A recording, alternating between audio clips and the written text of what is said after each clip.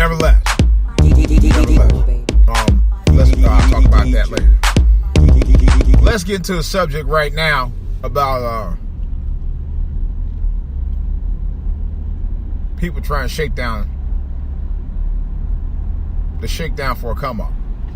It's kind of part two of what I talked about earlier, where there are people who are saying to Disney that Disney should provide 25% of its earnings from the Black Panther movie because they anticipate them to be a big box office smash. Anticipation, okay, to be a big box office smash, that they donate 20% of its earnings to black charities. And I kind of feel like, to me, is it either, at this point, is it either a shakedown or you're waiting for another big handout? It's a little of both. And I'm not gonna lie, I hate to say it, but I'm somewhat annoyed by it, because we always talk about trying to get money from somebody, but we never build. Okay? Now, when I mentioned about my DJ service, I'm trying to build. I've taken money that I had, or money I earned, and trying to build on it. Build me a brand. Build me a business. Build me something where I actually, at some point, will be able to sustain myself with that. You know, if I ever lose my job or whatever, you know. Or if I decide I want to go into business full time. You know.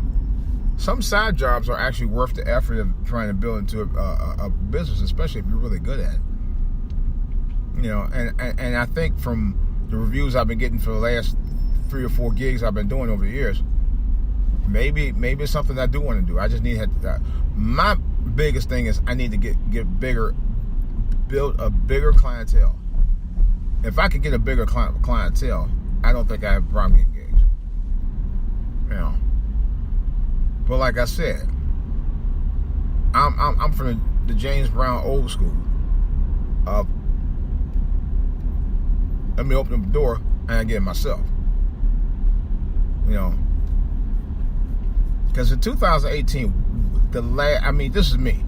This is my personal opinion. It ain't against nobody personal, whether you're rich or poor. It's just me. Are we tired of actually having to ask for handouts all the time? It's gotten to a point where we're so daggone poor that this is what we have to do to stay afloat. And we accept it. We accept getting donations all the time for that purpose. You know? I mean, don't get me wrong. There's a time where, you know, everyone needs a little help every now and then. And I truly get that. I really do. I've been in a situation where I actually needed it. I'll give you an example. And to this day,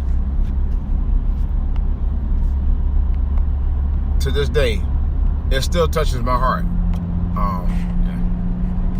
I was involved with, I was in the military many years ago. I got stuck, it was a red eye I was waiting to catch that night, and the red eye, I guess they didn't fly or something, or I just missed it. I came off another red eye trying to get to the location where I was trying to go. It was in Philadelphia, matter of fact. And I didn't have no money for a hotel. I was going to just sleep somewhere around the airport and watch with one eye open. And lo and behold, I was recommended for me to go to the USO.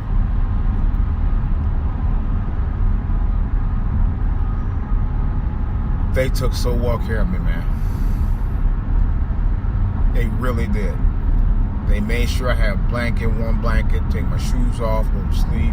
They give me a wake up time in the morning. It was. They do. I'm telling you right now.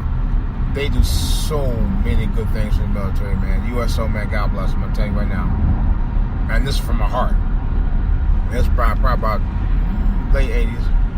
I think about 87, 88, something like that, when I was on my way home to Cleveland. I didn't get there like the next week. The next day, I'm sorry, the next day.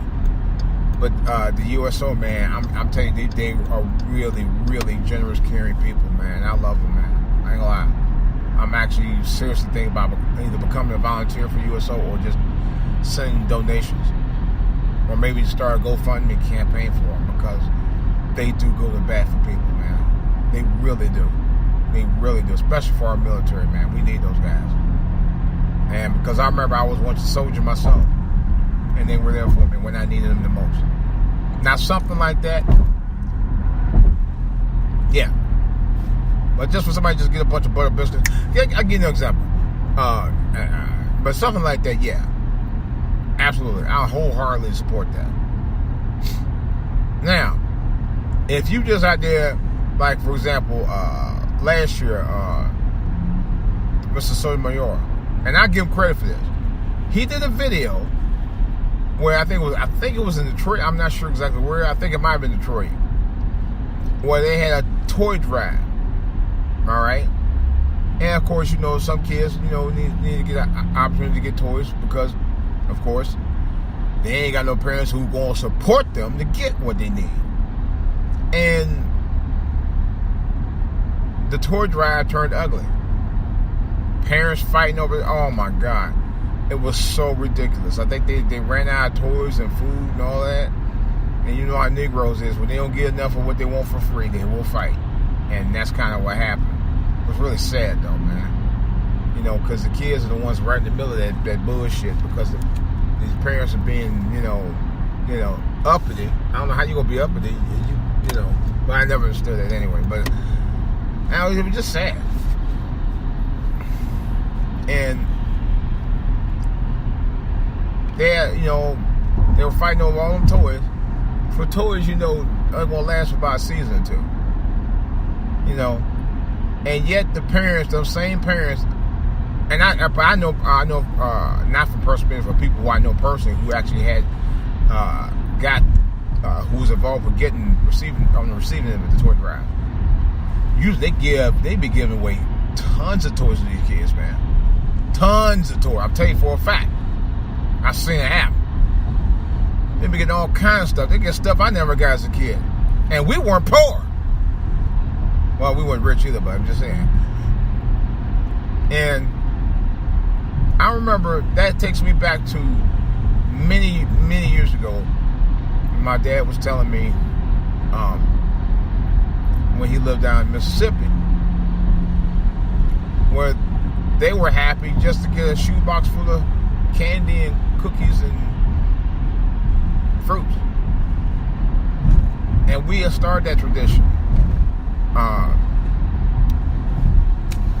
as kids. And I enjoyed it. I swear for God I do. To this day, I think about that. And anybody say you ever got a Christmas memory?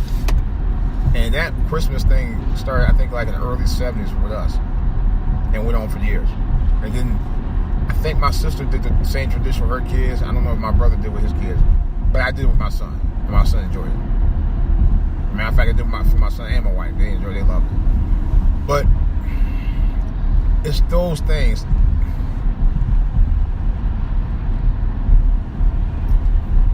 It's the little things of life.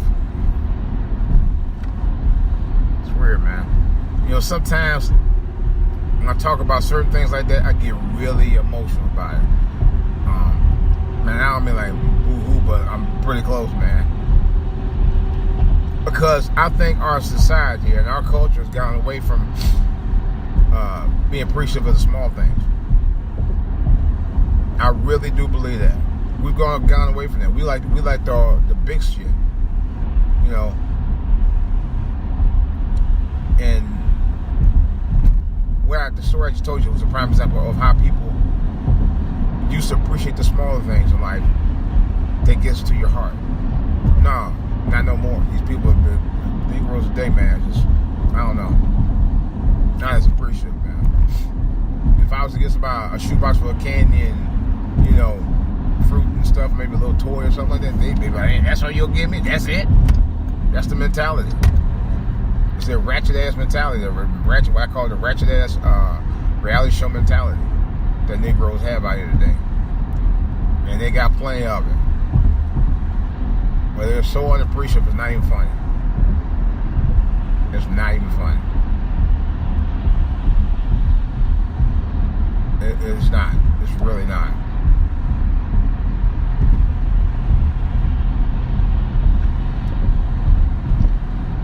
And, you know, I just wish we'd go back to that. But getting back to the thing about the shakedown, man. Because I do think that, I was thinking about that and I was like, you know, the problem is people think because you're involved in a black project, you owe everybody else black the same thing. No. I was in a situation like that. Not quite, but kind of close. I don't really want to go into the story, but a friend of mine told me that his nephew had was going to get ready to go to college, right? Not even on a scholarship. And he told him, he said, hey, Uncle, I'm going to apply for this scholarship at the school. And I need $25, this is what he said, no joke. I need $25,000 along with the application. That's the application fee, $25,000. And dude told me, he's like, he asked me, have you ever heard anything like that before? I said, hell no. No, nothing of the sort. Not even close. And when I took my son to apply for school, they didn't charge nowhere near that. Not even close. I think it was like a $50 fee, processing fee or something like that. That was it.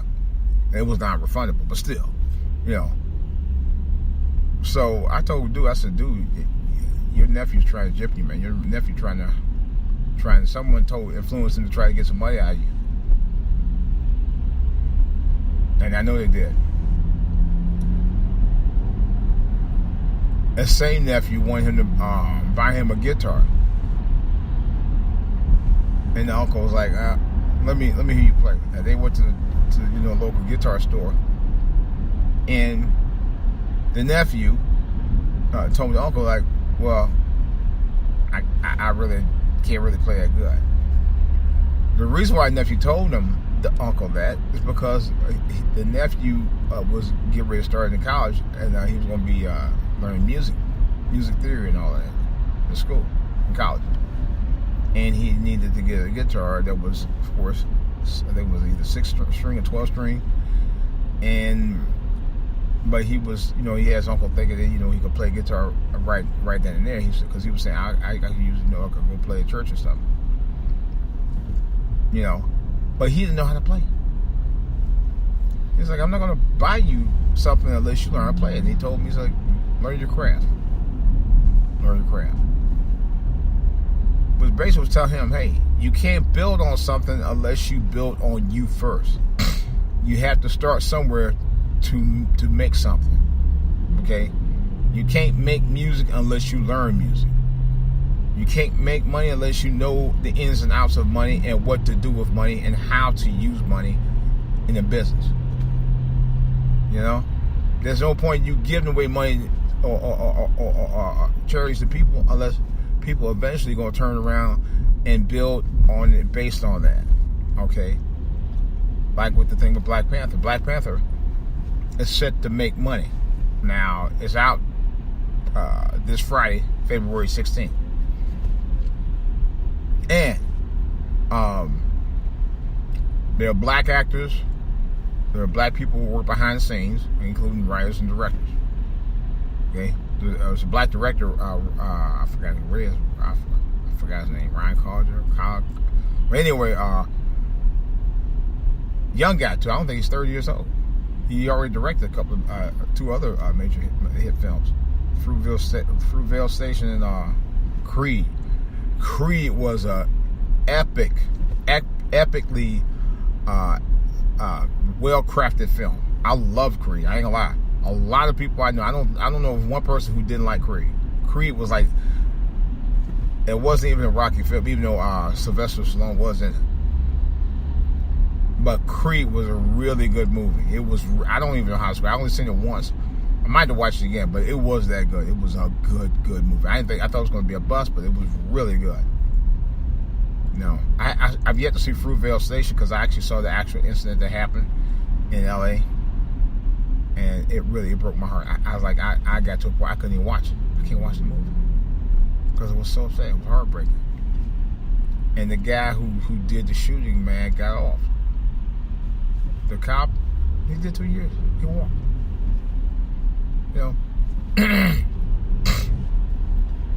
If anything, I would say this.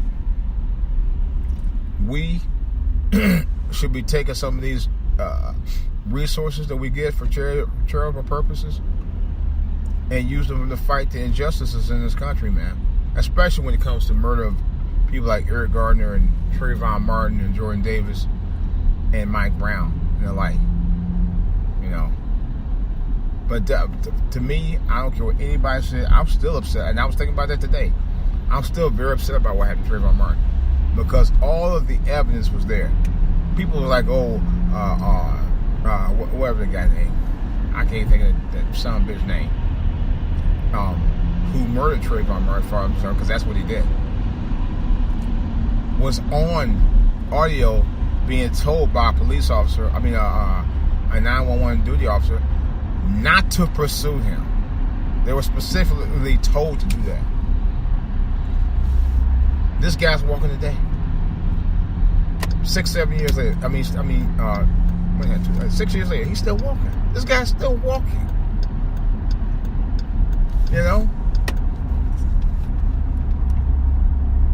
For what? Why is he still free? Makes no damn sense to me. Whatsoever. None. He's still walking today. And I'm still furious about it. Believe that. I'm still upset about it. It hasn't broke my feeling about it. I haven't forgotten.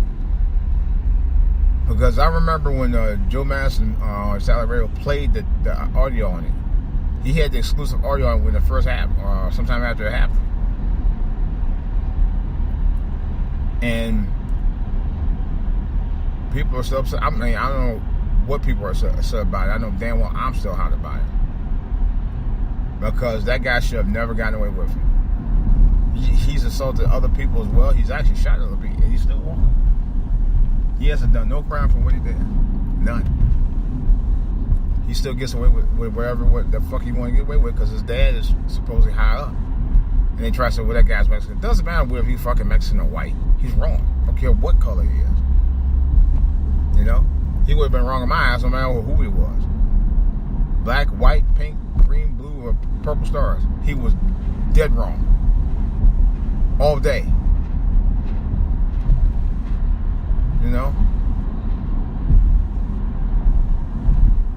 And I was saying that a colleague actually told me, well, Trayvon Martin was thug. I said, well, motherfucker, he a thug, but hell, he ain't no more thugs than the daggone white nerds who go around smoking weed all the time. And that's a fact. I told him that. You can't label somebody a thug because they smoke weed. I know nerds that I used to go to school with that smoke weed. They were nerds. Didn't mean nothing. They didn't make them thugs. They were no more thugs than he was.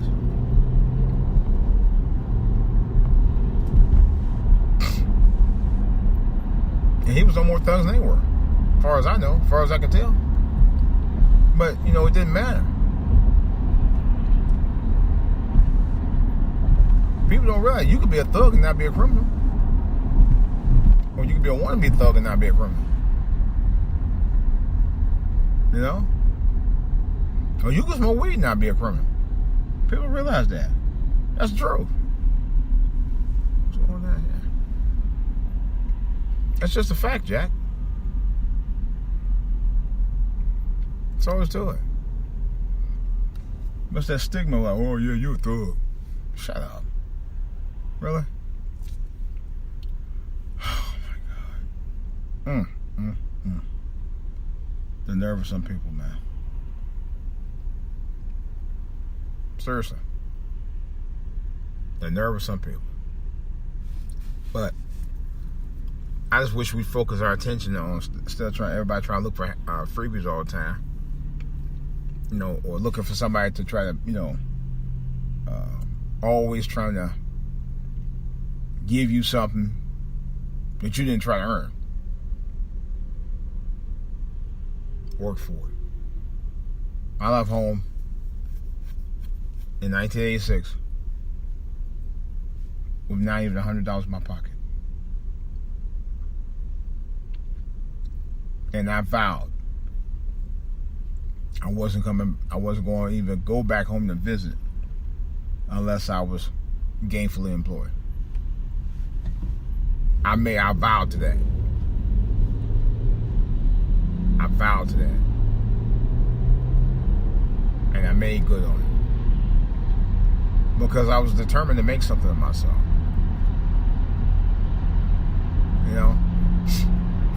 I'm not saying that people don't fall hard times.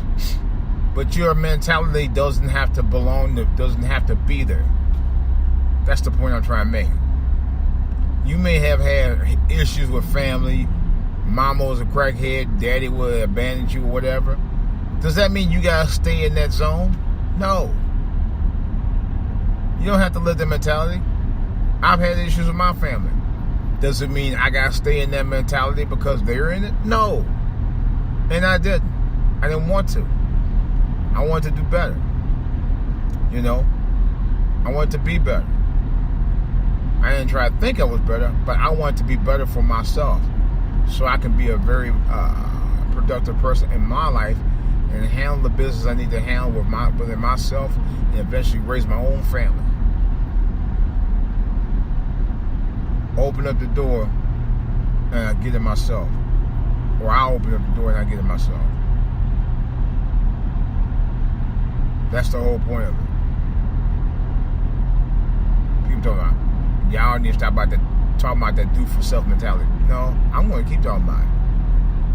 Because at the end of the day, at some point, you got to. I hear some people on YouTube, like I was talking about before, talking about, we supposed, there's no such thing as black buying power. Yes, the fuck it is. I heard somebody say on YouTube one time, and I went livid. I'm like, how the hell can you say that there's no such thing as black buying power and try to say black people don't spend that kind of money? Black people do spend that kind of money. Especially on tax day. Don't you know that, fool?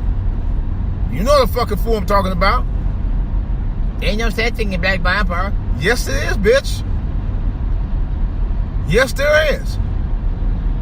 When Negroes want to go out there and buy the latest pair of Jordans, believe me, they call their grandmama, uncles, or granddaddies to go get that money and buy them Jordans. Don't tell me ain't no black buying power. When you want to buy something, you go get that money to go get it, don't you? I've seen them do it. Believe that. I've seen them do it. Myself. Tom, I ain't no such. Get the fuck out of here. That just burned me up when I heard that. At first, I said, man, you don't know what the fuck you talking about. I'm driving around Southeast one day on Pennsylvania Avenue, man. Whole apartment. I ain't gonna say apartment location is. Well, I just did. It's on Pennsylvania. It could be anywhere. Whole apartment. Guess what they all had on in front of the apartment? Satellite television dishes. And this was like about 15, 20 years ago. They all had one. Okay? Don't tell me it's and that's when Dish Network was high. Because I remember I had it. I paid them about almost $150 a month. Someone had DirecTV. I didn't even have DirecTV. I think it cost more than that at the time. I don't remember now, but just at the time it was fine. So don't sit there and tell me, oh, this, that, and blah, blah, blah. I don't want to hear it. I don't want to hear the lies. I really don't want to hear the lies. So, in any case, when I know you're full of it, I know you're full of them. And every time I talk about, it's not a black person I don't know today that don't own a flat screen TV. Not one. Not one. So, don't talk about black people, we poor. I said, no, you know who. Because I know you full of it. I'm sorry. I'm not going to go with that fake ass narrative about we's all poor, because that's a damn lie. Some of us actually might be poor, but we ain't all poor to a point where we can't afford to get the things we want. And don't submit dare say about there's no such thing as black buying power, because we do have that. That's a known fact. Women spend thousands and thousands of dollars on weaves every year. What are you talking about? Weave industry is $1 billion business, bitch. And the bitch know who I'm talking about. The weave industry is $1 billion industry with a capital fucking B. And you're going to tell me there's no such thing as a buying power? Black buying power? Yes, there is. Yes, the fuck there is. So I'm going to tell you what, Miss BB, you know what I'm talking about. I want you to straight ass debate me on this shit right up front. Anytime you want to debate me, I'm right here. I'm right here.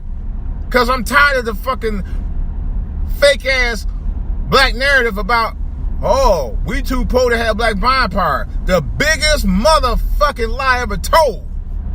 That's a straight ass lie. You know it. I just got irked about it. We was going in for about a good 10 minutes about that. Because I know it's a goddamn lie. Black women spend more money on weaves than anything. And some black women spend more money on weaves than they do on their own kids. Don't you tell me. But you're looking for the 25% to help bail you out that bullshit, though.